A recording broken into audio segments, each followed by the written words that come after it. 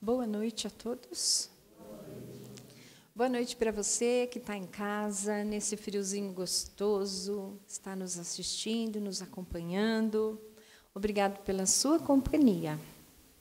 E a todos aqui, parabéns, são fortes de enfrentarem esse frio para estarem aqui conosco, né? Muito bem.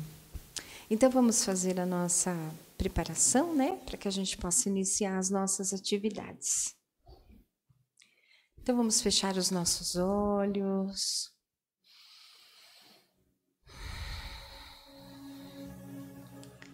E nós sabemos que a espiritualidade se reúne e prepara este ambiente, onde são depositados fluidos benéficos, dos quais nós nos alimentamos durante a nossa respiração, onde esses fluidos são levados ao nosso corpo perispiritual, o fortalecendo e assim, consequentemente, o nosso corpo físico. Então, é um trabalho intenso que a espiritualidade tem até chegar a este momento onde nós aqui estamos e possamos desfrutar de tudo isso. Então, vamos agradecer porque Deus nos deu essa oportunidade. Mais um dia de vida, mais um presente, que é este dia. E tudo aquilo que nós conseguimos aprender neste dia. E por estarmos aqui, vencedores de mais um dia da jornada da nossa vida. Então, que possamos agradecer a Deus com o nosso coração cheio de amor por mais este dia, por mais este momento, pelas pessoas que nós amamos, que estão juntos de nós, pela nossa família, os nossos amigos, nossos vizinhos, todos aqueles que nós amamos, e agradecermos a oportunidade de estarmos encarnados neste planeta abençoado. Então, com muita gratidão à espiritualidade que nos assiste, ao qual nós também temos muito agradecimento pela preparação, nós vamos pedindo a permissão da abertura das atividades, pedindo também que possam iluminar e envolver o Renan, que ele vai nos trazer a mensagem do Evangelho desta noite. E assim, então, em nome de Jesus, nós iniciamos as nossas atividades. Que assim seja. Graças a Deus. E assim será. Então, a palavra agora é do Renan. Muito bem, boa noite então. A Tânia já falou, bem-vindo aos corajosos, né, fortes de espírito, né? Aqueles que saem de casa sabendo que vão chegar aqui no frio e torcendo para amanhã ser calor, né? Mas não precisa torcer muito, a gente já sabe, né? Vai ser calor, todo mundo já viu. É bom quando a gente está assim, né? A certeza de que a gente já sabe como as coisas serão. Eu acho legal isso, porque isso é um jeito bom de ter fé. Fé que é aquela fé que a gente tem, porque já sabe o que vai acontecer. Aí eu já nem sei se chama fé. Já deve chamar certeza, né? A gente vai passar hoje por uma passagem de Marcos que diz acolhimento. Uma passagem bonita que está no capítulo 9, versículo 37. E nessa passagem de Marcos, no capítulo 9, tem várias coisas que acontecem. Há uma primeira mensagem da santidade de Jesus. Então Marcos conta que uma passagem de Jesus, onde Jesus chama Pedro e Tiago para subir num monte, e lá no monte ele se transfigura. Suas vestes ficam todas reluzentes, brilhantes. Pedro e Tiago olham para o céu e veem Moisés conversando com Ezequiel e olham para Jesus e falam: Jesus, o que a gente faz? Fazemos uma tenda para cada um deles, né? E aí, sem saber o que fazer, né? Vendo Jesus brilhando, e aí descobriram então ali que Jesus realmente é um homem santo, um homem abençoado. Aí eles vão descendo o monte e lá no meio da multidão encontram um menino possuído, um pai gritando, pedindo ajuda, porque o menino estava possuído. E aí o pai dizendo, né: olha, Jesus, eu levei ele para os seus discípulos, mas eles não puderam fazer nada. Então, será que o senhor consegue ajudar? E aí Jesus, só para manter a calma, porque Jesus já sabia o que estava acontecendo, né? Ele já tinha certeza. E aí ele pergunta: quanto tempo esse menino está assim? E aí o pai fala: desde que nasceu. Então Jesus ordena que aqueles espíritos que estavam no menino saiam dele, e aí o menino se cura e fica todo mundo feliz. Então os discípulos perguntam depois para Jesus: mas Jesus, por que a gente não conseguiu fazer o menino se curar? E aí Jesus explica: porque vocês não tinham tanta fé assim. E aí Jesus fala uma frase que a gente não imagina que foi Jesus que disse, né? Eu acredito que sim. Ele diz: ah, juventude incrédula, até quando eu vou ter que aturá-los? Ele usou a palavra aturar. Ele falou: até quando eu vou ter que ficar aqui aguentando vocês com esse seu jeitão? Jesus era um mestre, e eu não sei se você já percebeu, mestres geralmente são muito exigentes, né? Mestres não são bonzinhos. Mestres fazem o que é certo, o que é necessário. Eles são bondosos. É diferente de ser bonzinho. Bonzinho a gente é, né? Fala: ah, tadinho, né? E a gente, com tadinho, a gente fica bonzinho. Mas ser bom requer um pouco de exigência. E Jesus era muito exigente, porque ele já vinha ensinando. E aí ele fala: até quando eu vou ter que aturar essa turma aqui embaixo? Porque ele está explicando e a gente não está entendendo. Então até Jesus perde um pouquinho a cabeça, né? E ele perdeu algumas vezes para mostrar para a gente que ele é realmente filho do Pai. Filho do homem, como ele geralmente fala. Filho do homem significa que ele é filho do homem. Ele é o homem santo mais perto do homem da terra, que somos nós. E aí depois também Jesus fala que ele vai ser levado, que ele vai ser morto, ninguém acredita nele. Fala: não, Jesus, isso não vai acontecer. E também Jesus, nessa passagem de Marcos, Jesus sabe que eles estão discutindo sobre quem é o melhor. E aí chegamos aonde a gente queria. Então Jesus pergunta: o que vocês estão discutindo? E aí os apóstolos ficam tudo mudinho. Ninguém fala nada. Mas Jesus já sabia, Jesus não precisava de respostas, né? Ele só perguntava de proforma. No fundo ele já sabia o que estava acontecendo. E aí, no meio dessa conversa, Jesus pega uma criança, põe no colo e fala: vocês precisam receber a mim assim como recebem essa criança. E vocês precisam, e quem recebe a mim, como recebe essa criança, recebe ao Pai que está no céu. Aí eu fiquei pensando a respeito dessa passagem. Aliás, acho que todo mundo fica pensando, né? Fala: o que será que isso quer dizer? Quando Jesus diz: se você receber a mim, é o Pai que você recebe, o que será que ele está falando? Será que quando a gente recebe Jesus, ele quer dizer o quê? Que a gente faz o que ele pede, será? Ou será que a gente aceita o que ele está falando? Ou será que a gente vive que nem ele vive? Eu acho que esse aceita é viver que nem ele vive. Porque quando a gente vive que nem Jesus vive, a gente vive um pouquinho melhor, fazendo o nosso melhor. E aqui Jesus está dizendo que se a gente for igual uma criança, mas nós não somos todos crianças. Eu tenho a sensação que nós somos crianças. Eu estava essa semana conversando num outro lugar, e aí falando a respeito de como nós somos crianças. Porque a nossa sensação a respeito de Deus, ela ainda é muito imatura, né? Eu não sei se eu já falei isso aqui antes. Se eu falei, Tânia, me desculpa. É que eu gosto de repetir, porque é difícil lembrar, né? A gente ouve muita coisa. Mas nós somos muito imaturos ainda a respeito do que é Deus e como é Deus. Por exemplo, Deus fez muitas coisas, e a gente gosta de algumas e de outras a gente não gosta. Por exemplo, a gente olha para a terra e todo mundo gosta de praia. Eu não sei vocês, eu não gosto muito de praia. Mas se eu não gosto de praia, tem o campo. E aí, quem não gosta de praia tem campo, quem não gosta de campo tem praia. E se a pessoa não gosta nem de campo nem de praia, tem a cidade.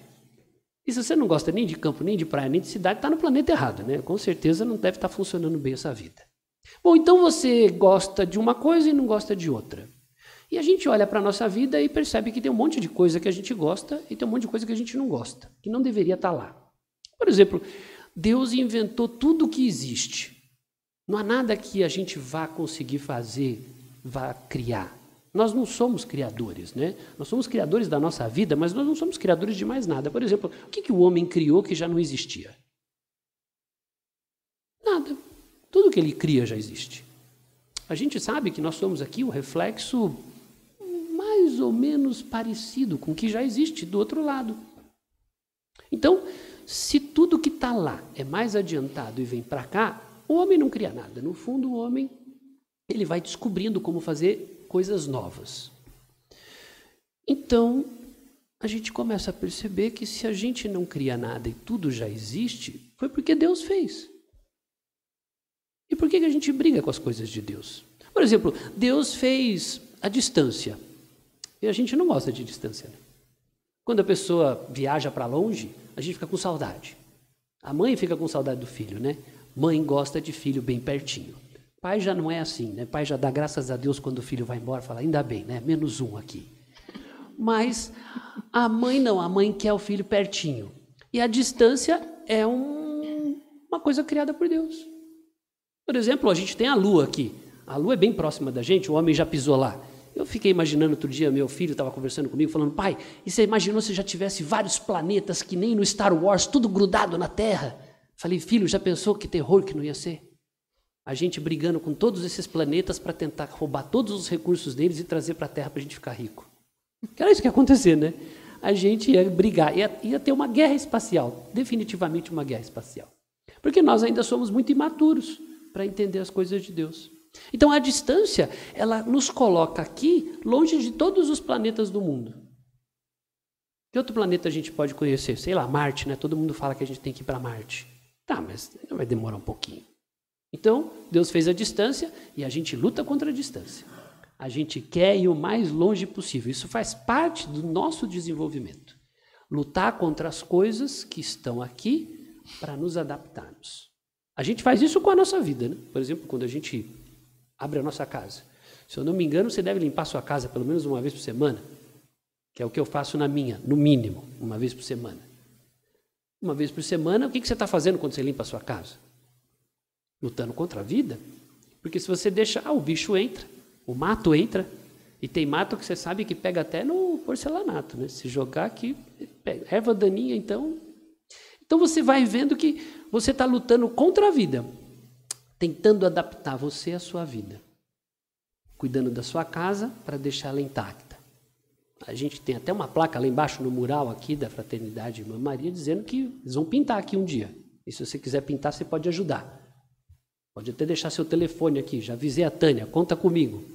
Por quê? Porque a gente precisa cuidar.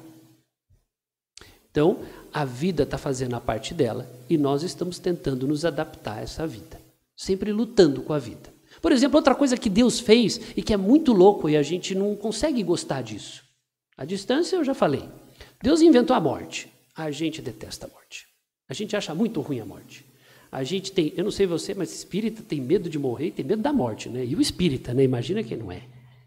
Porque a morte é um negócio desconhecido, estranho. Mas foi Deus que fez. E a gente ainda não está satisfeito com ela. E como se não bastasse, a vida também. A vida foi Deus que fez. E a gente olha para a vida e a gente fica mais ou menos satisfeito com ela. Porque sempre tem alguma coisa na vida que podia melhorar. A contar pelo dia de hoje, que você está vendo a temperatura, e olhando para mim, você já sabe o que dava para melhorar em mim hoje. Ficou fácil. Um pouco mais de cabelo ia ajudar muito a ficar mais quentinho hoje. E quem tem cabelo tem que estar usando touca, que é o Enio. E quem não tem cabelo não está usando touca, que sou eu. Você percebe que a vida não funciona bem. A gente está sempre lutando com a vida. E do jeito errado, né? E com a ferramenta errada. Olha lá. Ele está achando que isso é caridade. está querendo ganhar um pedaço no céu hoje, já que está frio. A gente está sempre lutando com a vida, lutando com o frio, a gente está lutando com a distância, lutando com os acontecimentos. A gente não acolhe as coisas como elas deveriam acontecer. A gente não acolhe as coisas com amor, do jeito que elas deveriam ser. Porque o desígnio de Deus é fazer com que a nossa vida fique melhor. Eu não sei se você aqui hoje é pior do que você já foi. Eu duvido. Eu prefiro conhecer você hoje do que ter conhecido você há 20 anos atrás. Eu acho que 20 anos atrás você devia ser chato pra caramba. 20 anos depois você deve estar muito mais legal. Se você me conhecesse há 20 anos atrás, você ia falar, Renan, você até era legalzinho, mas hoje está bem melhor do que há 20 anos atrás. E eu acho que todos nós somos assim. Então, como todos nós somos assim, nosso melhor é hoje, nós não estamos acolhendo, porque não entendemos a vida que Deus nos dá para nos ensinar a sermos melhores com tudo o que acontece. Porque são as coisas do dia a dia que acontecem que faz com que nós nos sintamos acolhidos por Deus. Se não fosse a nossa imaturidade a respeito de Deus. Quando Deus faz as coisas e a gente não entende por quê. Por exemplo, eu vou usar eu como exemplo, até porque já citei isso. Eu estava comentando com a Tânia quando cheguei, que ela me perguntou, Renan, quando foi que você resolveu perder o cabelo? Eu falei, Tânia, não fui eu. Tem que dizer que foi Deus. Quando eu comecei a perder o cabelo, eu era muito vaidoso. Eu me olhava no espelho, eu já fiz até mecha no meu cabelo. Pode parecer estranho falar isso hoje, mas é verdade. Eu já fiz até mecha no meu cabelo para deixar ele liso. Naquela época, eu não sei se você conhece o George Michael. Se você conhece o George Michael e já ouviu falar dele, eu queria ser parecido com ele. Claro que está muito distante, mas dava para começar pelo cabelo. Então, o pouco cabelo que eu tinha, eu resolvi mexer nele para ficar parecido com o George Michael. A gente está fazendo as coisas de um jeito que a gente acha que vai ser melhor para a gente. Então, a gente começa a moldar a vida da gente, sem prestar atenção nos ganhos, quando a gente fica sem ela.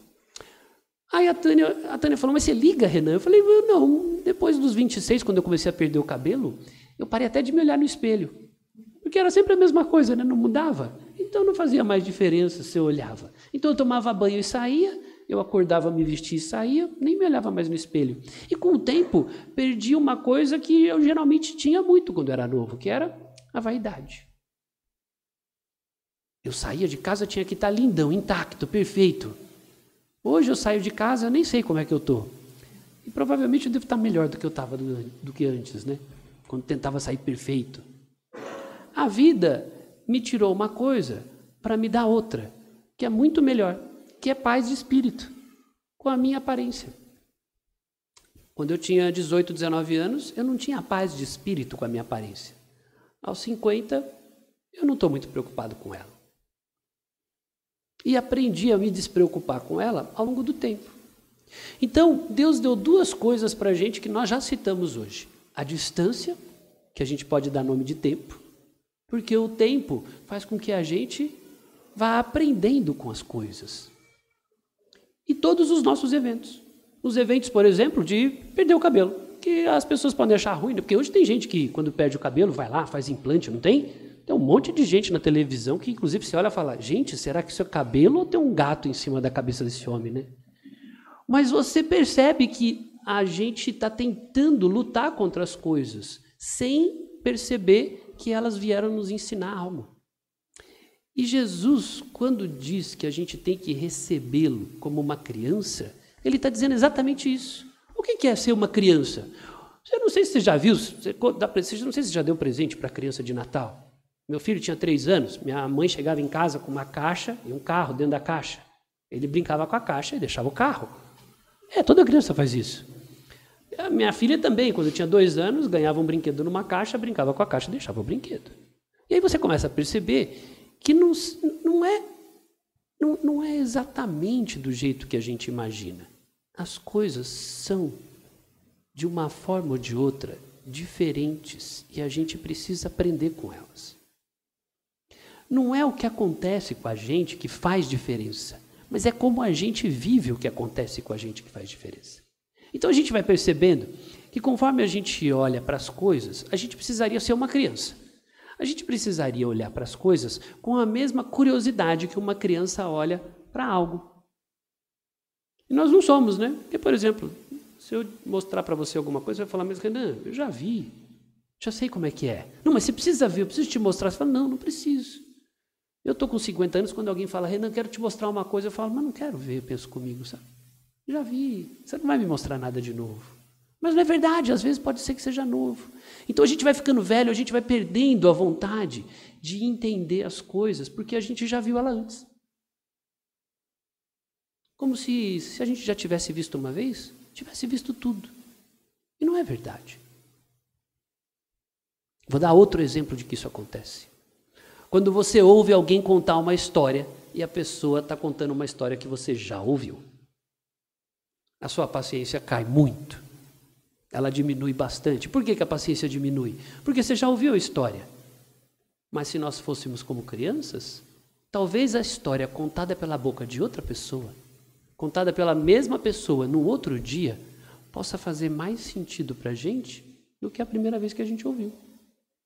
Se nós tivéssemos paciência, curiosidade, caridade, de entender que a gente está aqui para passar por situações repetidas. Tanto é repetido que a pessoa não fala só uma vez com a gente, né? Ela fala 2, 3, 4 vezes a mesma coisa. Eu tenho um sogro, e o meu sogro, ele fala várias vezes a mesma coisa. E você precisa ter paciência com o sogro e com a sogra, né? Porque eles falam várias vezes a mesma coisa. Afinal, eles já são velhinhos também. Então, toda vez que eles lembram de contar alguma coisa, eles lembram dos netos quando eram pequenininhos. Adivinha qual é a cara dos netos dele quando eles ouvem que eles estão contando a mesma história outra vez na mesa do almoço. Paciência zero, né? Um adolescente, eu não sei se você sabe, um adolescente de 16 anos é terrível. Eu tenho um em casa. Se você não tiver com pouco problema na sua casa, me avise, eu mando o meu para você. 16 anos dá muito trabalho. Então, você vai percebendo que, então eu precisaria olhar para a vida com mais curiosidade, com mais bondade, com mais fé. Acolher aquilo que Deus envia para a gente do jeito que Ele enviou. Mas Renan, eu não gosto de sentir o que eu estou sentindo. Então aproveita para aprender a sentir de um jeito diferente. Porque se a gente está sentindo uma coisa e não gosta do que sente, é porque a gente está sentindo ela do mesmo jeito que a gente já sentiu antes. A gente precisa aprender um jeito novo de sentir as coisas. É que nem dor. Eu não sei vocês. De repente, um dia apareceu uma dor nas minhas costas. Eu falei, gente, mas de onde veio essa dor? O que será que eu estou pensando? O que será que eu estou fazendo? Onde será que eu estou mexendo que a dor está aparecendo? E aí, eu fui lá, fiz um exercício, busquei um negócio no livro, fiz uma acupuntura e a dor sumiu. Bom, a última vez que eu tinha sentido essa dor, eu resolvi tomar remédio. Então, eu mudei do primeiro dia que eu senti dor para o segundo dia que eu senti dor. A gente vai mudando o jeito de solucionar as coisas. Porque se a gente fizer sempre do mesmo jeito, a dor vai ser sempre a mesma. Eu fico imaginando, por exemplo, a minha mãe, o meu pai é falecido. E aí a minha mãe, toda vez que ela fala do meu pai, ela fala, ai, o seu pai. É sempre a mesma mensagem, o mesmo tom. Aí eu fico imaginando que toda vez que ela lembra do meu pai, ela lembra daquele jeito do meu pai. Daquela mesma cena. E toda vez que alguém fala do meu pai para mim, eu lembro dele de várias maneiras. Inclusive, tem hora que falam dele para mim, eu falo, ainda bem que ele já foi, viu? Se ele estivesse aqui agora, eu ia ficar bravo com ele. Porque ele fez coisas que eram boas e fez coisas que não eram boas. Afinal, como todo pai, como toda mãe. Afinal, como todos nós, né? Então, às vezes a gente está comentando coisas que são boas, às vezes a gente está comentando coisas que não são boas. Qual é a melhor coisa que ele deixou? Tudo que eu vivi com ele. E eu escolho quais coisas eu quero lembrar. Tem gente que só lembra das coisas complexas. Por que as coisas complexas são mais fáceis de lembrar? Se também consigo lembrar das coisas que são boas. E as coisas que são boas são muito mais legais de lembrar. Por que nós escolhemos sempre procurar aquilo que nos faz mais mal, ao invés de olhar para Deus e nos acolher naquilo que nos faz mais bem? Aonde está essa nossa sensação de transformar a vida na vida em que eu preciso de algo para poder justificar a minha vida. Não é isso. A gente olha para o céu e, ao invés de agradecer, a gente fala, Deus, olha só como é que eu estou hoje. Enquanto Deus, no fundo, está fazendo tudo isso para transformar a gente num filho forte. A gente começou dizendo que, geralmente, os mestres são muito exigentes. Por que eles são exigentes? Porque eles são fortes. Né? Pensa no mestre de karatê. O mestre de karatê, ele não se deixa abalar. Ele vive dentro da regra do karatê. Ele ensina seus discípulos a fazer as coisas da forma correta no karatê. E quando você entra lá no dojo dele, do karatê, ele é o mestre. Ele não sai da linha. Você vai poder contar com ele a todo momento. E a gente, na nossa vida, com quem a gente pode contar? Se a gente for contar com Jesus, a gente vai contar com o mestre que vai fazer com que a gente não saia da linha. Eu tenho a sensação, de vez em quando, que se eu chamasse Jesus e pedisse por ele, ao invés dele vir me colocar no colo, eu acho que ele ia me dar uma bronca. Às vezes eu fico até com medo de chamar ele. Falo, Jesus, estou rezando para você hoje, mas não sei qual vai ser o feedback. Pode ser que seja difícil. Porque nós, quando estamos fazendo as nossas coisas na nossa vida, e a gente sente aquela sensação de que Deus poderia nos ajudar nesse momento para melhorar o meu estado, né, geral. Jesus lá em cima talvez olhasse para a gente e dissesse, está querendo só colo hoje, né? Hoje quer um colinho. Porque às vezes a gente quer colo, né? Às vezes a gente quer que alguém coloque a mão na gente e fala, vai dar tudo certo, fica tranquilo. A gente quer um empurrãozinho. E lá em cima eles sabem disso. Eles olham para a gente e falam, hoje quer colo, né? A gente não quer aprender a lição. A gente quer só alguém para dizer que vai dar tudo certo, que está tudo bem. Mas Jesus já disse isso. Se ele pudesse, ele diria, mas eu já falei, está no livro. Tem um monte de coisa escrita dizendo, vai dar tudo certo, sempre dará. Porque quando Deus coloca a gente aqui, Ele coloca a gente aqui no sentido de procurar o melhor que a gente tem, vivendo o melhor que a gente pode. E se a gente for olhar para a vida, você vai perceber que nada na nossa vida foi ruim. Parece estranho dizer isso. Teve uma pesquisadora e ela pesquisava nos hospitais. Tem até um livro que ela fez. E ela pesquisava nos hospitais o que as pessoas que estavam próximas da hora de passar para o plano espiritual pensavam a respeito da vida. E muitas pessoas estavam arrependidas. Mas você está arrependida do quê? Aí ela fez uma lista. Ela começou a montar uma lista do arrependimento das pessoas que estavam em momentos próximos da passagem para o outro lado. E ela chegou à conclusão de que todo mundo parecia pensar mais ou menos a mesma coisa. Primeiro pensamento de todas as pessoas, poderia ter vivido menos preocupada. A pessoa tem a sensação, no momento de viver a vida toda, sabendo que daqui a pouco talvez ela não esteja mais aqui, de que ela levou a vida muito a sério. E é verdade, a gente leva a vida muito a sério. Tudo é um grandíssimo problema. É um grande problema quando alguma coisa acontece, é um grande problema se alguma coisa não acontece. Tudo na vida a gente trata como se fosse um grande problema. E tratar as coisas como um grande problema é um grande problema. Depois a gente tem, ela disse que as pessoas elas se arrependiam de não ter perdoado as pessoas com quem elas conviveram. Então, a pessoa olhava para a sua vida e pensava, tem um monte de gente que eu poderia ter dito coisas que eu não disse, poderia ter perdoado que eu não perdoei. E a gente provavelmente deveria se arrepender disso, né? Porque você chega aqui e fala, bom, já vivi tudo que eu tinha que viver. Você olha para trás e fala, o que eu preciso melhorar? E a gente olha para o outro. Porque eu disse aqui da última vez que eu vim, né? Não faz muito tempo. Só tem uma coisa que é importante na nossa vida. A gente tem a sensação que é a saúde, que é a família, que é os filhos, que é o pai, que é a mãe, que é o marido. O marido não, né, gente? O marido de jeito nenhum, né? Mas que são as coisas, né? E a gente olha para essas coisas e fala, o que é mais importante? O mais importante da nossa vida é o outro. Né? Porque eu falei aqui da última vez, o outro. Sem o outro a gente não ama, sem o outro a gente não casa, sem o outro a gente não tem filho, sem o outro a gente não é mãe. A gente precisa do outro para ter papel de mãe. Eu preciso do outro para ter papel de amigo. Eu preciso do outro para ter papel de família. Eu preciso do outro. Sem o outro, eu não sou ninguém. E a gente não percebe essas coisas. A gente, quando vive na vida, vai olhando para a gente e achando que a gente vive do nosso jeito.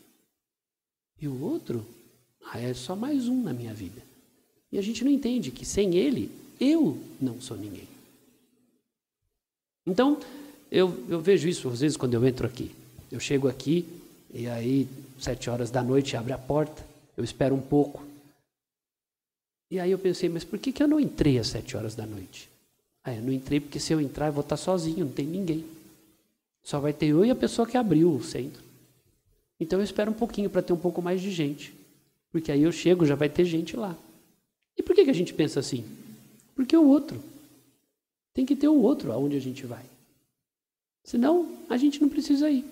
Se você viesse para cá e estivesse sozinho, você ia vir hoje? Tudo bem que você veio sozinho, eu entendi porque está frio, né? Ninguém quis vir com você. Mas se você viesse para cá sabendo que não teria ninguém aqui, você ia vir? Não. A gente não vem, né? Porque sozinho, a vida é o que a gente faz com o outro.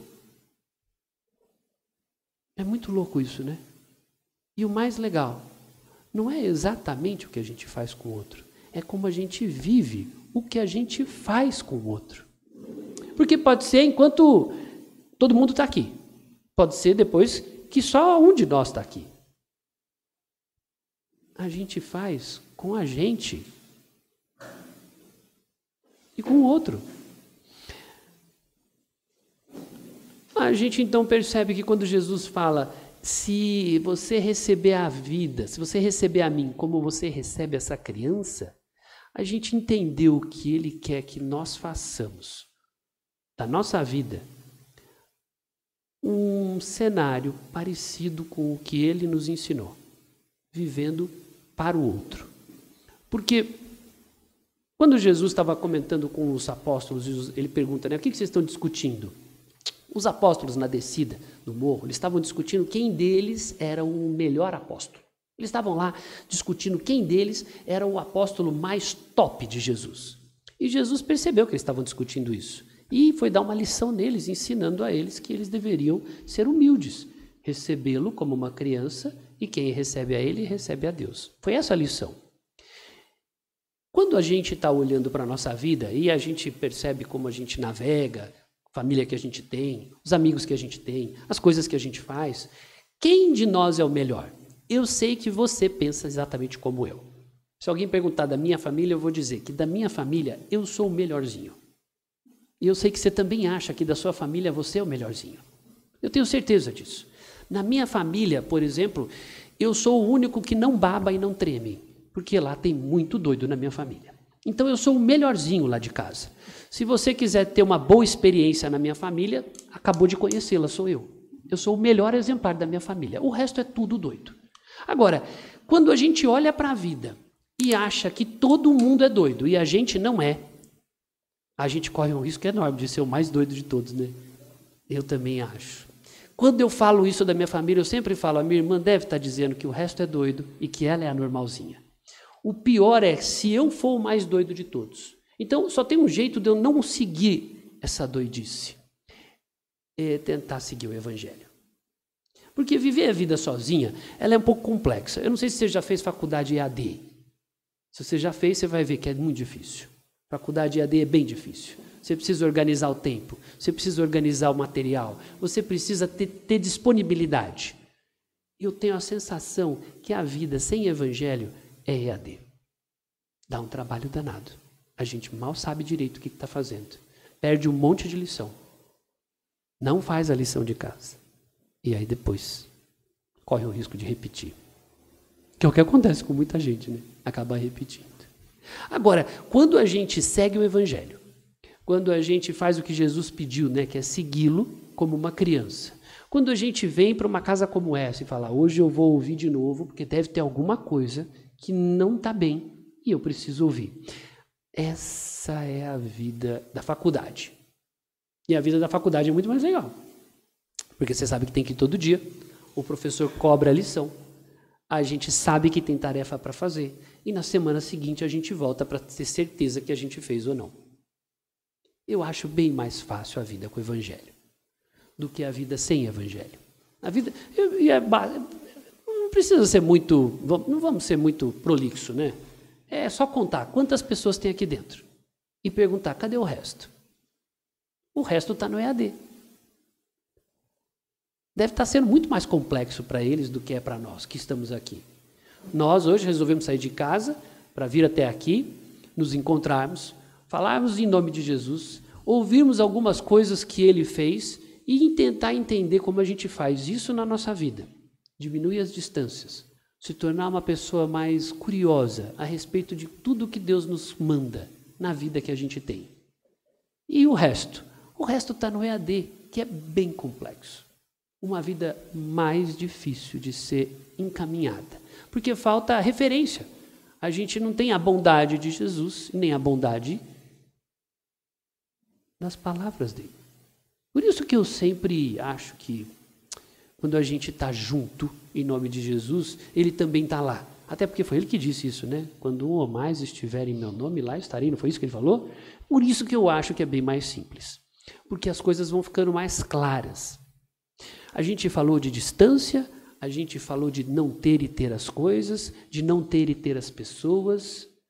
Essas são lições mais difíceis, mas são as melhores lições. Porque são as lições que nos fazem nos tornar mais fortes diante da vida. Porque essa é a vida, não é? A vida não é vir crescer, ter filhos, os filhos saírem de casa, a gente envelhecer, depois a gente morrer. Essa não é a vida que todo mundo já sabe que será assim? Então,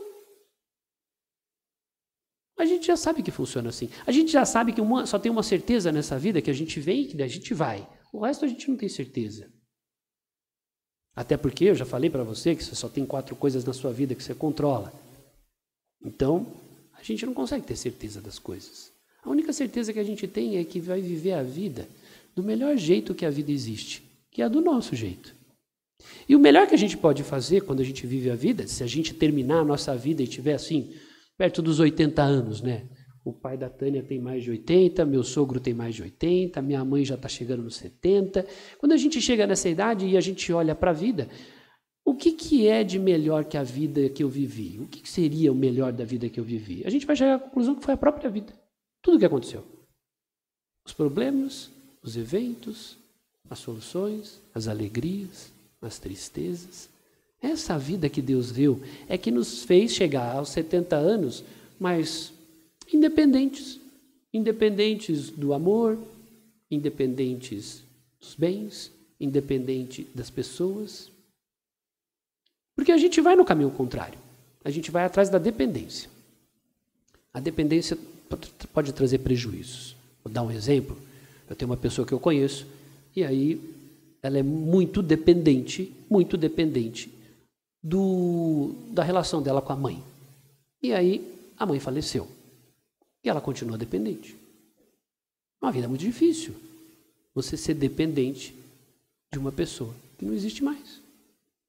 Essa sensação, ela não é da vida, né? Porque a vida, ela é linda. Quem criou essa sensação foi a pessoa. Eu acho lindo quando a gente ouve um filme e a pessoa fala: meu amor está nas suas mãos, a minha felicidade está nas suas mãos. Eu acho que deve ser difícil colocar a minha felicidade nas suas mãos. Eu nunca disse isso para minha mulher, eu não sei se isso aí é prova de amor, eu acho que não, tomara que não seja, senão ela vai me cobrar isso depois. Mas se você diz que a sua felicidade está nas mãos de outra pessoa, quem é que faz você ser feliz? O outro? Eu acho que isso é ilusão, não acredito que isso funcione. Quando eu digo a minha alegria está nas suas mãos, a minha felicidade está nas suas mãos, minha vida está nas suas mãos.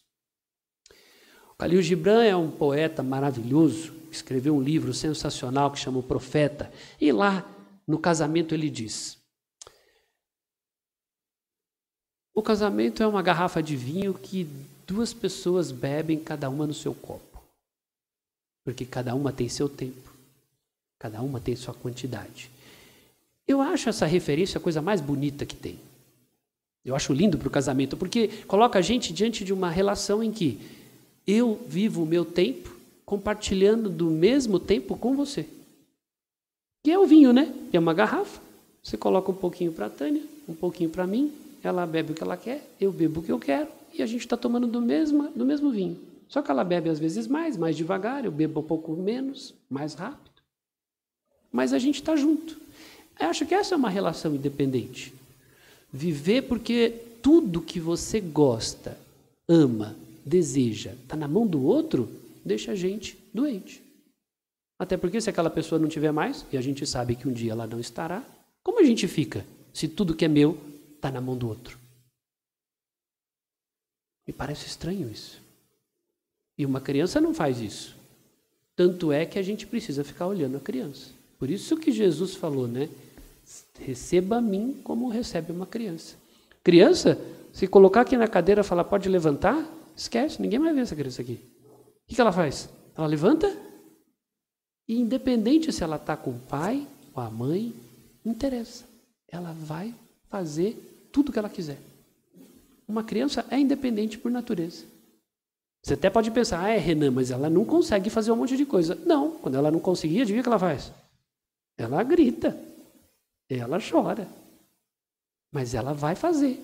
A gente não, a gente fica velho e fica parado, esperando o outro fazer alguma coisa para a gente.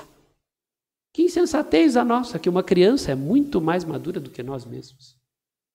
Por isso Jesus disse, receba a mim como a gente recebe uma criança. Como é uma criança? Com curiosidade, com independência. Para ter sentido a vida e a vida fazer sentido para você. Para você, para mim, para todo mundo, né? Inclusive para o próprio gato, né? Você pega o gato é um bicho independente. Ele vai ali, depois ele anda aqui na cadeira, depois ele deita e dorme. A Tânia acabou de me falar que na última vez o gato deitou aqui, ficou deitado aqui em cima, ele só faz o que ele quer, do jeito dele. Independente. Mas ele precisa da gente, né? Porque ele precisa de comida, ele precisa de ajuda. Nós também. Mas isso não quer dizer que a nossa vida dependa do outro. Por isso que a gente vive para viver a nossa vida.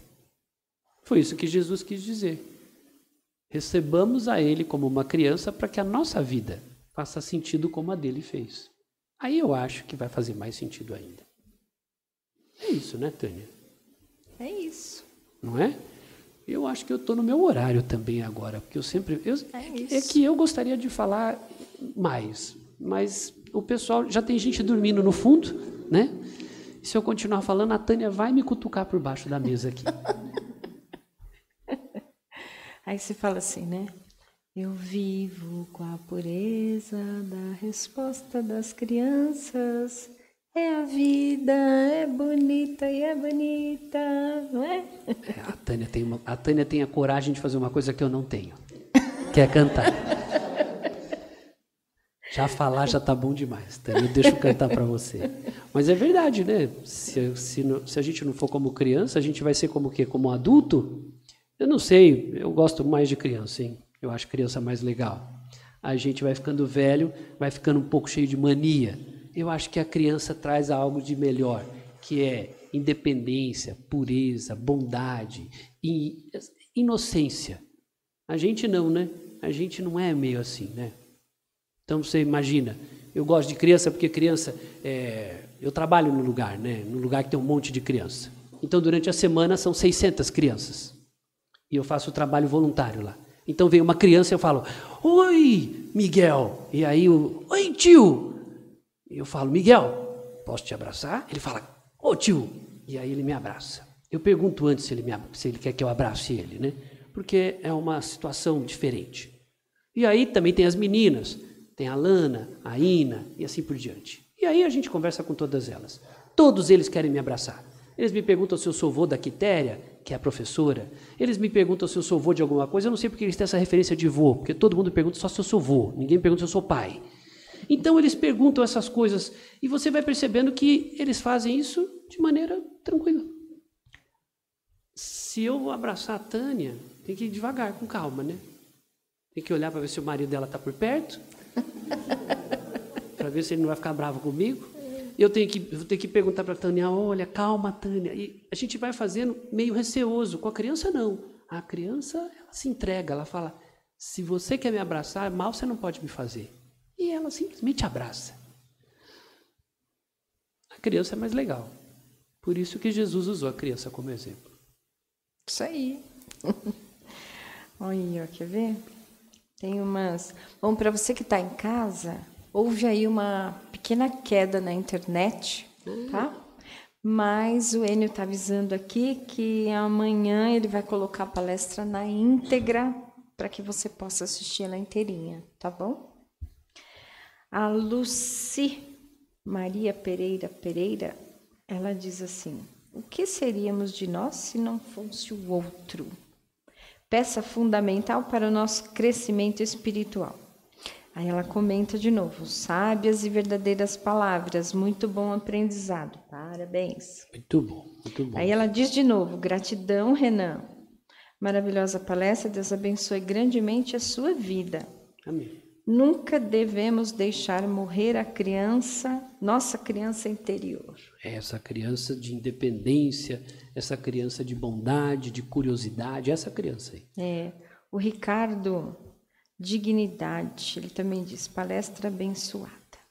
Muito bom. É isso aí, obrigado vocês que estão em casa aí participando com a gente, viu? A gente que agradece. É isso aí, ó. Então, seguindo aqui a nossa agenda de palestras, amanhã, quarta-feira, vai estar aqui com a gente o Jair Crovador. O Jair é lá da Casa Branca do Caminho, na Água Rasa. Ele vai falar sobre o papel da dor na nossa vida. Na quinta-feira, apenas transmitido, tá? Facebook, o YouTube. A Sabrina Rodrigues, ela é de Macapá, Amapá. Olha que legal, né? Que a internet nos faz. Ela vai falar sobre bem e mal sofrer. E no sábado, também só transmitida, porque essas palestras transmitidas são às 20 horas, né? Quinta e sábado à noite não temos atividades na casa, somente online. Com o Jorge Miyashiro e o Lucas Gabriel. O Lucas é de Limeira, São Paulo. Como crerão naquele de quem não ouviram? Né? Que é aquele que dizia, como crer num Deus que a gente nunca viu, né? Que Jesus, a gente tem, né, imagens que foram feitas, né, de Jesus, tem muitos escritos, mas e Deus, né? Então, acho que é isso daí o tema que ele vai abordar. Só olhar para o lado. Aí você vai ver o outro, né? O outro é a prova de Deus, né? E toda segunda-feira, né, o estudo do céu e inferno, das 20 às 21h30, tanto presencial quanto online, tá? E a gente sempre reforçando o nosso trabalho de arrecadação de alimentos, né? Inclusive, nesta quinta-feira, agora desta semana, nós faremos a entrega das cestas básicas. Como a gente disse para vocês que a gente tem uma palestra especialmente para as famílias, né, com uma empresária que está fazendo um trabalho com elas desde janeiro, né, numa sequência de palestras de empreendedorismo, né, para fazer com que elas enxerguem além do caminho que elas estão, né, abram seus horizontes. E é isso aí. Então, vamos dar sequência agora ao trabalho. A gente vai fazer a nossa vibração final para irmos para os passes, tá bom? Então, vamos fechar os nossos olhos novamente. Elevar os nossos pensamentos, pois a espiritualidade está aqui conosco, trabalhando em cada um de nós enquanto nós refletíamos sobre a mensagem que foi dita nesta noite. E assim se formou uma egrégora de luz neste nosso momento de Evangelho. E nós pedimos então à espiritualidade que nos assiste, que está aqui conosco neste momento, que possa, através dos nossos pensamentos, aonde nós vamos levá-los, as pessoas que nós amamos, que estão nos nossos lares, que estão passando algum tipo de necessidade, de dor, de sofrimento. Nós vamos levando a espiritualidade até os locais que nós desejamos, aos nossos lares, aonde nós pedimos uma limpeza espiritual, onde possa ser depositados os fluidos benéficos que aqui se encontram. Aos nossos pensamentos possam levar também aos hospitais, aqueles que estão em dificuldade, que estão enfrentando problemas físicos, a todos aqueles que neste momento, nesta noite tão fria, estão nas ruas, nas calçadas, passando frio, desamparados, sem abrigos. Então, que esta vibração possa também chegar até eles. E nós pedimos que esta vibração se estenda ao nosso planeta Terra, a todos os seus governantes, aos países que estão em guerra, que esta vibração possa chegar a toda a mente encarnada e também a todos os nossos irmãos que já partiram, os desencarnados, que estão buscando luz, que estão buscando orientação, esclarecimento, que possam ser atraídos pela luz de Jesus. Então nós agradecemos a oportunidade de estarmos com Jesus mais uma vez, sentado em sua mesa, desfrutando da sua ceia, do pão nosso de cada dia, ao qual nós recebemos agora este alimento para a nossa alma. Então, assim agradecidos, pedimos a Jesus que seja a luz que ilumine o nosso caminho em retorno aos nossos lares, onde possamos chegar com paz e com segurança. E que Jesus nos abençoe. Que assim seja. Graças a Deus. E assim então nós encerramos. Força, união e amor. Fua! Gratidão.